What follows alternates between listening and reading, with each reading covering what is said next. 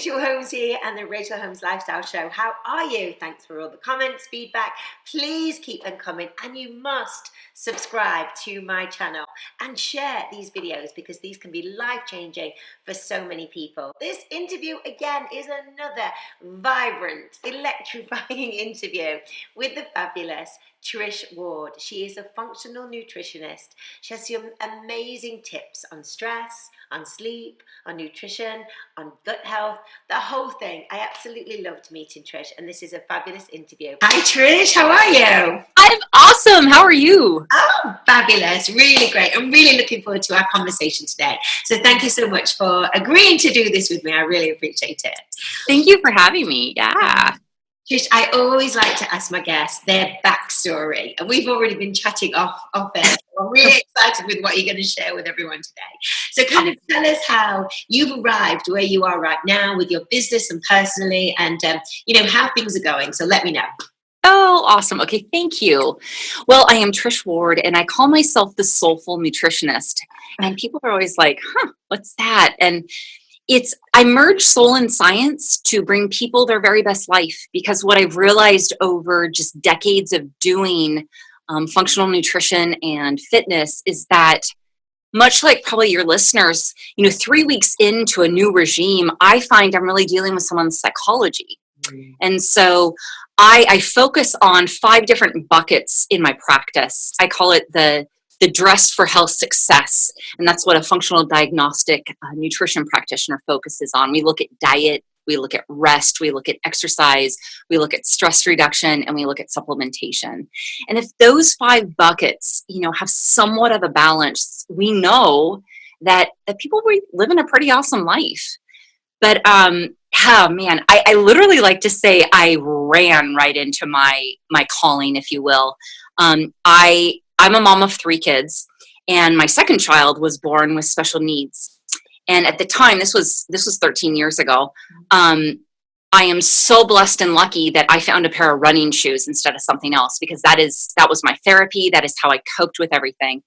And I ran a lot. I mean, a lot to just deal. I ran so much that I ended up becoming a competitive runner. I got really good, and kind of fast forwarding a little bit, I would go to my coaches and just say, hey, how can I get better and whatnot? And they just said, keep doing what you're doing, just eat more. Yeah. And I hit this point where I was doing, doubles and triples in a day, and my times were slipping, and it was horrible. And so I found a new coach who was a female, and at the first meeting, she said, hey, can you bring me your panels? What are your panels? And I was like, panels? What are you talking about? And she said, now I want to see your micronutrients, what's in your body. Ding, ding. He's like, oh, I don't have panels. So sure enough, I went and did panels, came back, had no ferritin, no vitamin D, no vitamin B. I had almost nothing in my system. So no wonder my times were dragging. And it just turned me on to nutrition and how nutrition for performance was vital. And so I just devoured every book and really decided, hey, this is where it's at. And then I figured out that not only was it helping me, professionally and with running, it turned it, and it ended up really, really helping my son. So as a result, it's just a lifelong passion, to expose people to all this amazing information, but really find a plan that works for them, because I don't know, as we move down this number line, things change. And so your biochemistry changes, and therefore my love of functional medicine just kind of took over. And now I adore what I do. That's amazing. So, I mean, many of the viewers and listeners will be saying, yeah, I do a lot of fitness, and they're running a home, and they've got children, and they, and they just feel that they are maybe putting on a bit of extra weight that they didn't before, and the diet's not quite working for them the same that it did a few years ago, and maybe health niggles now are starting to pop up. Where do they start? Where does someone of that profile, who would probably say, yeah, I'm healthy, I'm doing all the right things, but everything seems to be slipping, a little bit like the story that you described to us, where would you start with that client? Absolutely. Okay, that's awesome, because that is still a lot of who I see in my practice. And I have been one of them. I think the first place to start really, even though we need to, and we'll examine some nutrition, is we got to look at the whole lifestyle. More is not more. We know this. Science tells us this. And so for those of us that love fitness and really get a release from it, telling someone like us to pull back is like, I'm going to die. I've got to do it for a release. Yeah. And I get that. But I would really examine your exercise routine. And I would actually probably pull back a little bit. I've told people over and over, hey, walking, even though you tell her this, right? Walking is hugely beneficial to calm that central nervous system down, because we've been just spewing so much cortisol because we love fitness. We love to be out there and doing it. It makes us feel good, and we love teaching it. But over time, our body just can't sustain that. It takes decades to get into adrenal exhaustion, and it also takes a bit of time to get out of it. It just doesn't happen overnight. So I would say pulling back and really just looking at the schedule where you can pull back. Those that have children, I know that's not easy, especially when they get a life and you're like driving everywhere in between doing what you need to do. But getting that calendar out and finding, the big X's you can put on there and say no, as much as you want to be a part of something or do something, it's kind of like no. Yeah. And then when it comes to food, I mean, you guys are smart, so of course, the sugars and whatnot. But what really changed for me was I tested myself. I started looking at food sensitivities. I did the Dutch hormone test. I wanted to see what pathways were really being stimulated. And I have a huge fascination with certain compounds and molecules in food, like oxalates and phenols and amines and salicylates. And I started extracting, for me, it was oxalates, which are in a lot of great foods that I eat, kale, spinach. But I was finding, not only had I put on some weight, but I felt like I had arthritis. Wow. And autoimmune runs on my dad's side of the family. So I was like, oh, great. Do I have early arthritis? And here I am, this nutritionist, and I'm sick. But what I found is I pulled out all oxalates for about 4 months, and I got my grip back. I mean, I couldn't even open a pickle jar. It was weird. It was crazy. And all the pain went away. I had to be strict. I really did. I'm not going to lie about it. I mean, the 80-20 rule, which is how I usually like to guide my clients, where you get a life. This isn't about total restriction. For that particular time, I was fairly restricted because I needed to figure out what really was going on. And that was hugely beneficial. So reading those labels too, where we find the hidden stuffed sugars and gluten and additives and preservatives that your body could be reacting to as you age. I think JJ Virgin says it great, right? We're a chemistry set. Yeah. And we truly are, and we change. And for people like us who just love to be active all the time, sometimes it's hard to handle. It's like, oh gosh, but it's real. There's something about the 40s that is real. But the other thing to really look at, and this is something else I did, was really start to look at my sleep. I run my own business, so I wear a lot of hats, and I have a great team. But at the end of the day, my name is on everything. So I'm, trying to make sure everything looks and is great. And so I was finding myself in this cycle of like, oh, I'll just stay up a little bit longer. And that doesn't work. Yeah. Doesn't work. And so that's that added weight, that added cortisol. It's like, that's not going to work here. So really examining that sleep cycle and where you can just create a ritual for yourself to calm down your central nervous system and get into a peaceful place. I love that. Time and time again, the experts that I've interviewed for this show, everybody has come down to the same things. Everyone has come down to the sleep, the stress.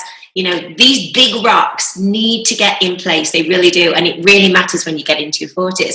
But a word that's cropping up time and time again now in the UK, and you guys seem to be very ahead, is this autoimmune, this word.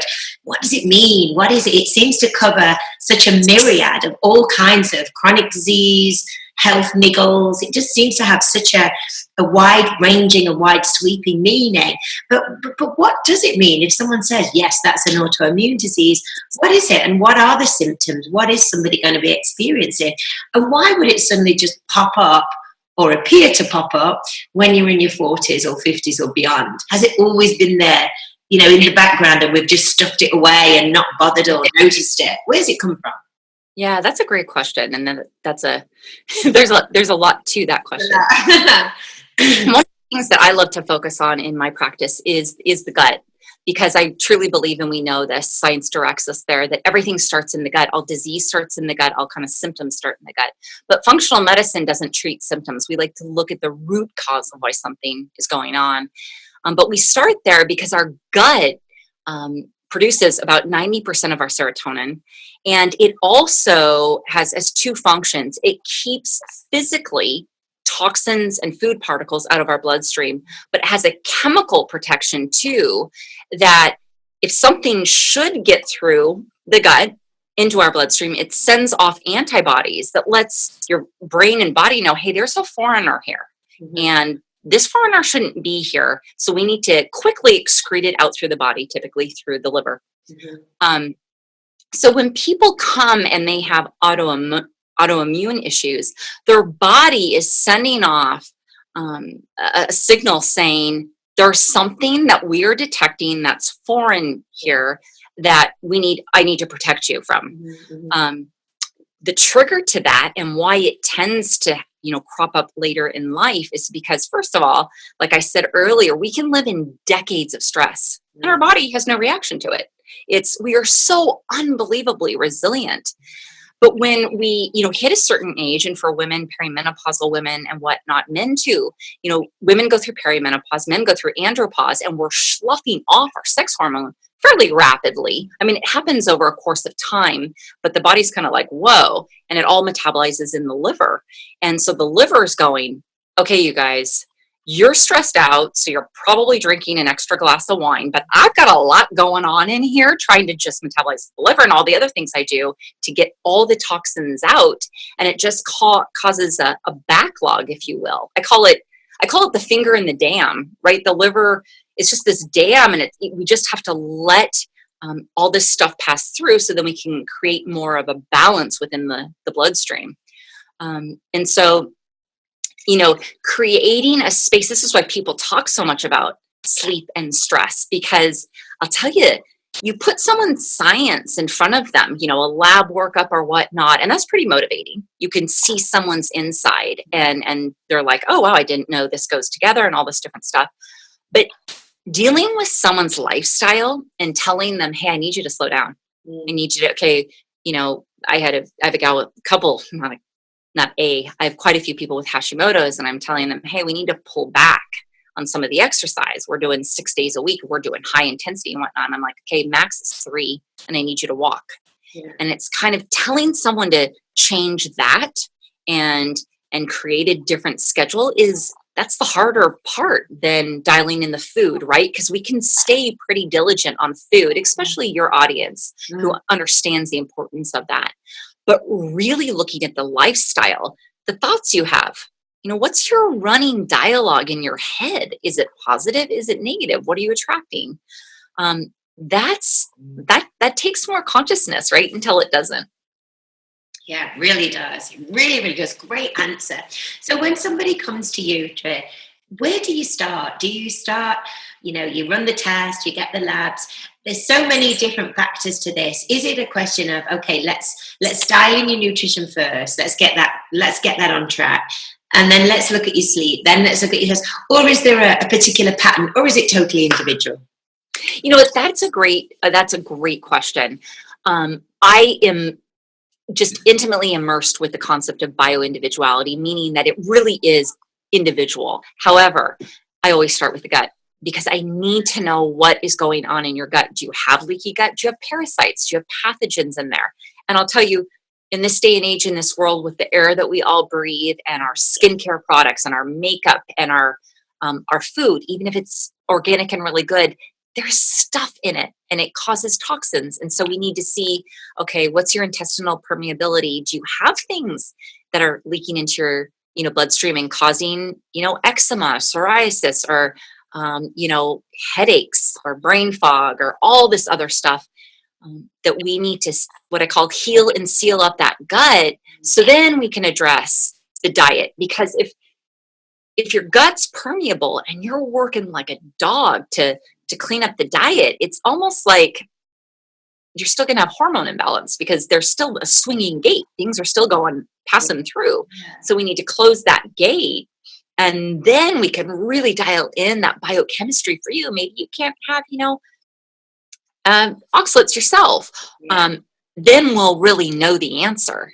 Right. And what about the gut? Can the gut repair quite quickly? Can the gut become robust again? Is it a question of supplements? Is it nutrition? Again, is it the whole jigsaw put together to repair the gut? Yep.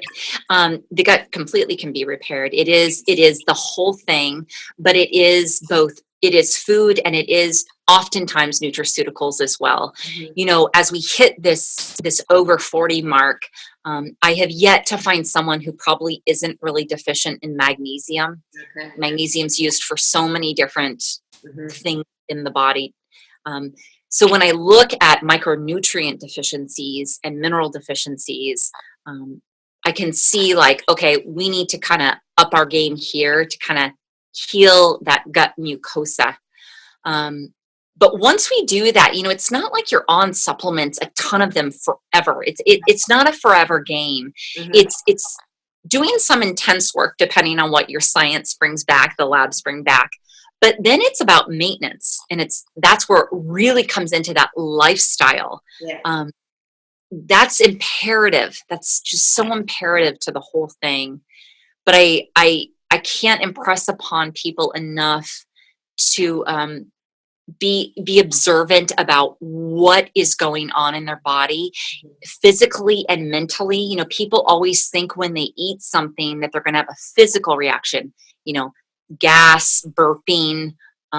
Maybe they're running to the restroom, or maybe they get a headache right away. Those are physical symptoms. Yeah. But there are mental, emotional symptoms too. And we just think to ourselves like, oh, I'm having a bad day. But it's like, I always ask people, can you just give me a food log?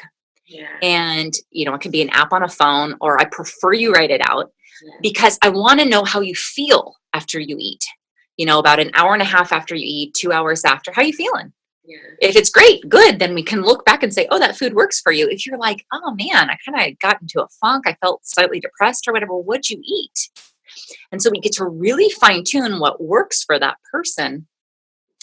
And then we work from there, and we just build and add on from there. But it's imperative to know, to really listen to your body. Mm-hmm. And that's where it takes that lifestyle piece, right? To just slow down to listen to it. That's the big one, isn't it? That's exactly what you said. You've pinpointed it. For so many people, being busy, being a fitness person and doing all these things is their personality, is their DNA. And suddenly being told, as you said, to pull back and stop, it can almost, I would imagine, feel that some people have almost had a bit of a personality transplant because, because everything is, that they realize that they've got to slow down for their health. And I think that can be a bit of a weird transition for many people. How do you encourage people to manage that? How do they embrace that kind of new lifestyle? Oh man, that is near and dear to my heart because how do I embrace them to do that? Well, I really encourage them to write in a journal. Oh. And I know people say, the number one thing I hear is like, I don't have time. And I'm like, look, here's the deal.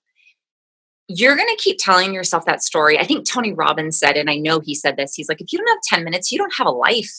Yeah. Like if you don't have 10 minutes, you don't have a life. And I even tell my clients, hey, look, I'm not even asking for 10 minutes all at once. I'm asking literally for 3 minutes in the morning, a stream of consciousness, just put it on paper. It's a brain dump. It could be anywhere from, I don't know what to write. I don't know what to write. I don't know, to all of a sudden your subconscious kicking in and then you just get it all out. It could be things that are weighing on you, or it could be really joyful, amazing things. Mm-hmm. But journal writing is huge. The other thing I encourage is meditation. Mm. And I think I've tried every app out there. Mm-hmm. The one that I love and I recommend all the time is Calm. Yes. We love that. Isn't it amazing? Because you have control over it. So for those of us that, are on a time crunch, you have control. You can do 3 minutes, you can do 5 minutes, or you can do longer. But slowing down, even though we keep thinking, oh my gosh, are we doing this right? Am I doing this right? I'm thinking of this. I'm hungry. I want this.